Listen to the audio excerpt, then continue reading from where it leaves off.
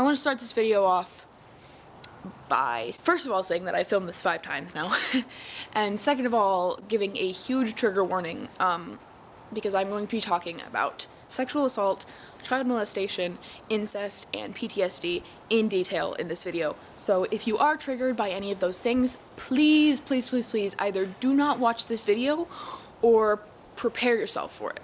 Because absolutely the last thing I want is for this video to harm someone who's watching it. It's the last thing I want.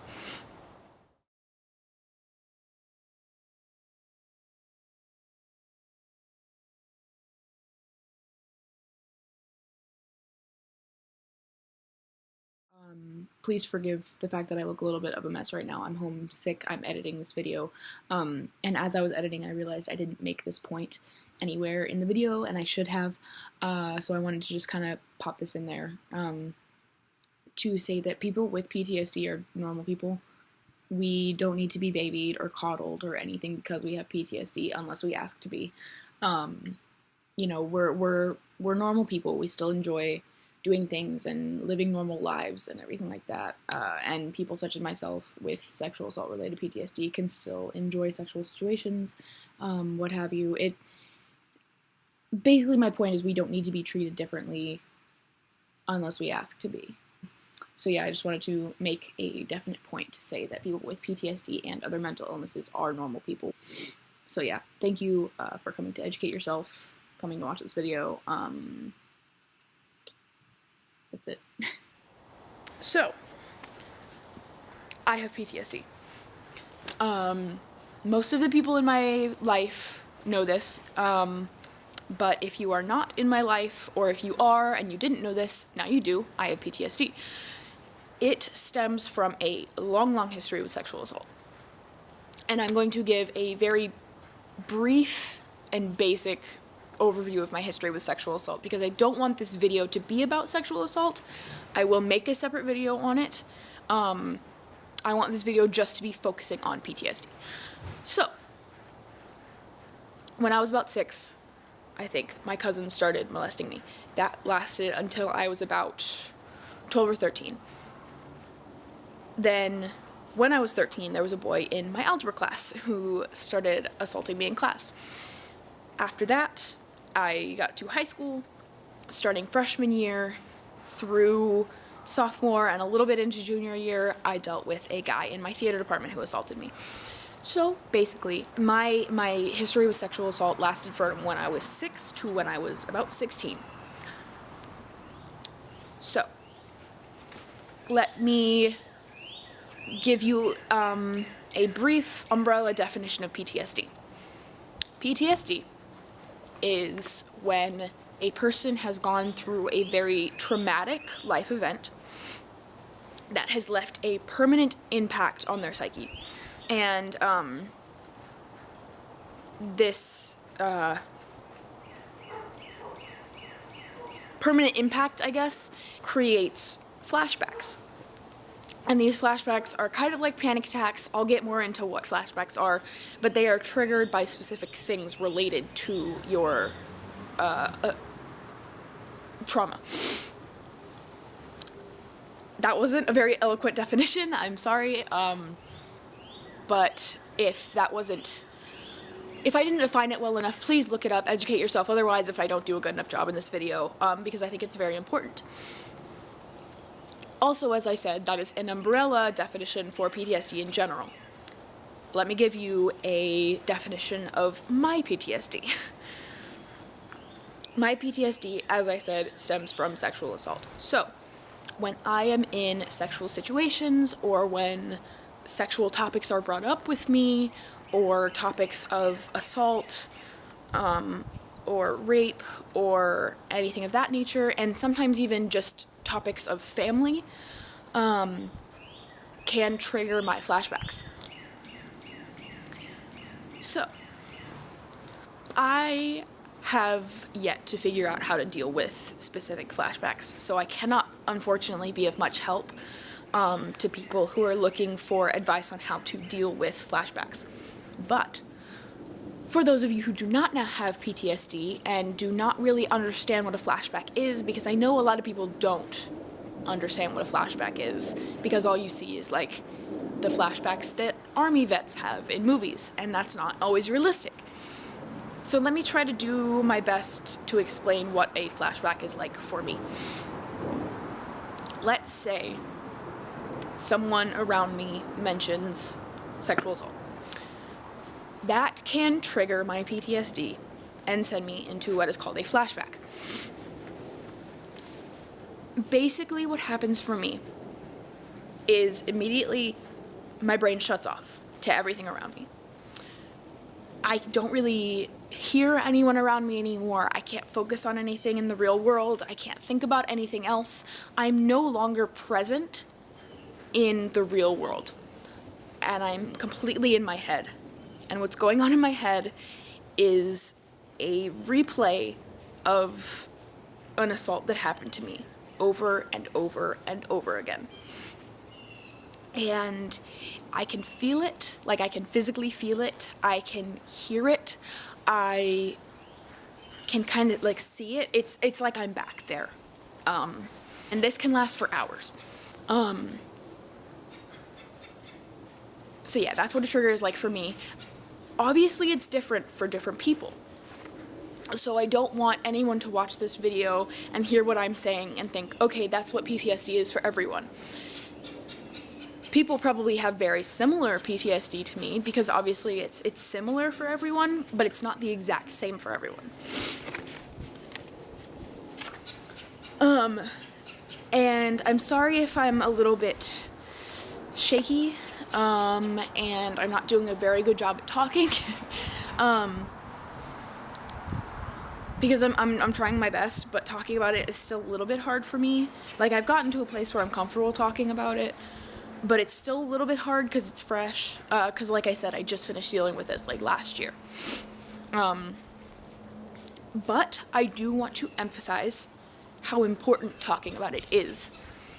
Because honestly, if you are a person dealing with PTSD, talking about it and thinking about it is the only way that it's gonna get better. Which sucks. It's not fun, but it's true. And my therapist has actually kind of applauded me on being at a place where I've accepted it so quickly.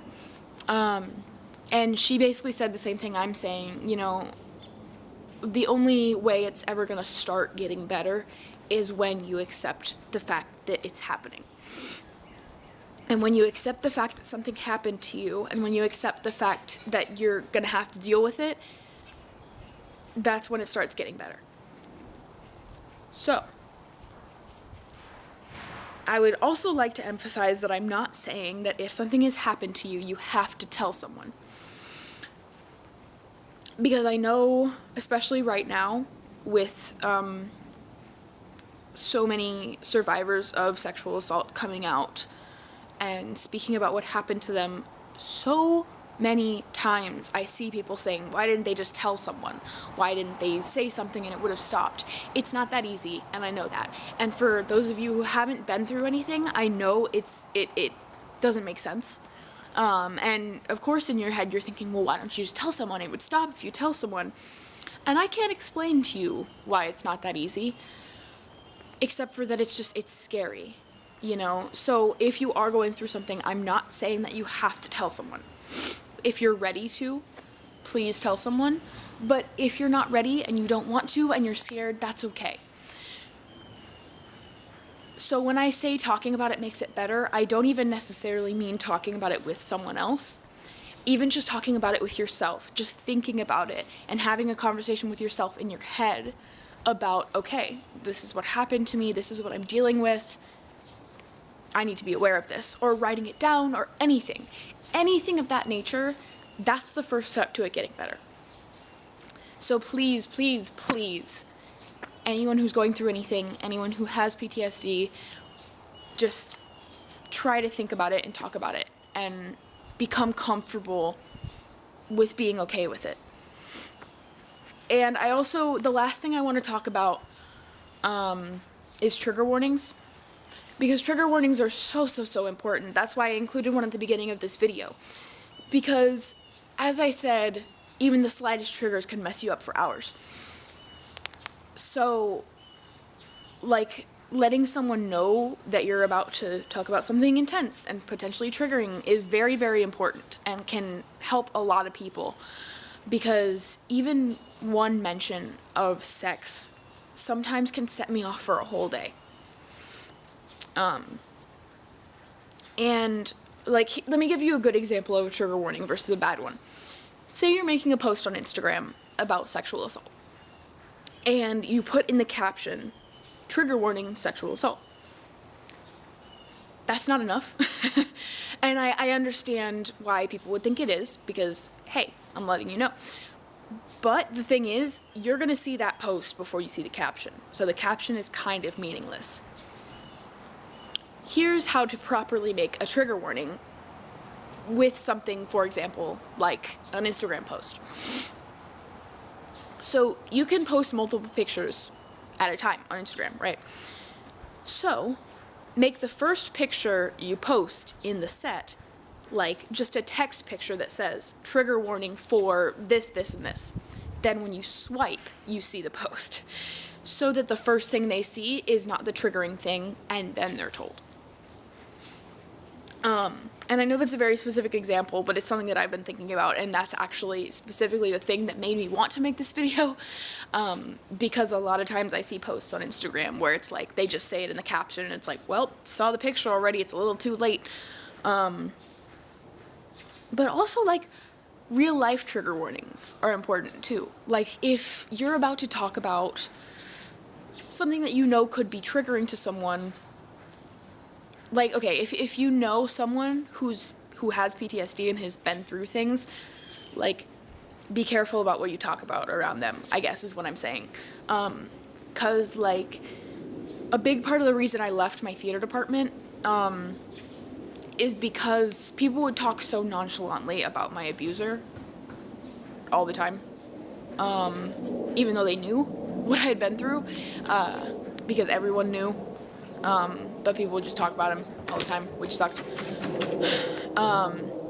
So I guess what I'm trying to get at here is not even just necessarily trigger warnings, but just like being more aware of the fact that, like, people have been through stuff, and people are like, a lot of people get triggered by a lot of things. So yeah, just please, for those of you who have not been through things, just be aware of what you're saying and what you're posting and what you're talking about, and be aware of the fact that it could affect people. So yeah, I'm not really sure how to end this video because my brain is a little scrambled, and I knew that was gonna happen, so I apologize. I tried my best to, like, write a script out and, like, follow a guideline so that I wouldn't get jumbled, but I did anyways. So sorry about that. But I hope this video could be informative and helpful to some people. And if anyone who watched this video is a survivor of sexual assault, or is dealing with PTSD and is having a hard time dealing with it, or anything like that, please message me. I'm here to help. You know, I feel like I'm in a place mentally where I can help. So, you know, I said this a couple videos back, but I have an Instagram now. It's tyj.ftm. Please, like, direct message me on there, and it'll stay between us entirely. I super promise you I will not tell anyone, no matter who it is, no matter who you are. It stays between us. If you need help, if you need someone to talk to, if you need someone to give you advice on how to deal with things, anything, message me. I'm here. You know, I've been through it. I know. I want to help. So yeah, I hope that I helped someone, at least one person. I hope that I educated someone. I hope that this video was worth making, because it messed me up, is what I'm saying. So yeah. Thank you guys so much for watching. Like I said, I'm here to help. I hope I helped. I hope I can continue to help. I'm gonna go. Sorry, I knew this was gonna happen. I knew I was gonna get messed up from this video. I knew that I was gonna get scrambled and upset and that my brain was gonna shut down. So I'm okay. I don't want anyone to feel bad. I'm good. It's just a lot. So yeah, thank you guys so much for watching. Thank you guys so much for continuing to stick with me on my journey. I feel weird about closing my video off with being like, subscribe, give a thumbs up, but you know, all the routine stuff, do it if you want. I love you guys so much, and I hope that you all are doing fantastically, and if you're not, please talk to me about it. I'm here. And I'm gonna go. So bye.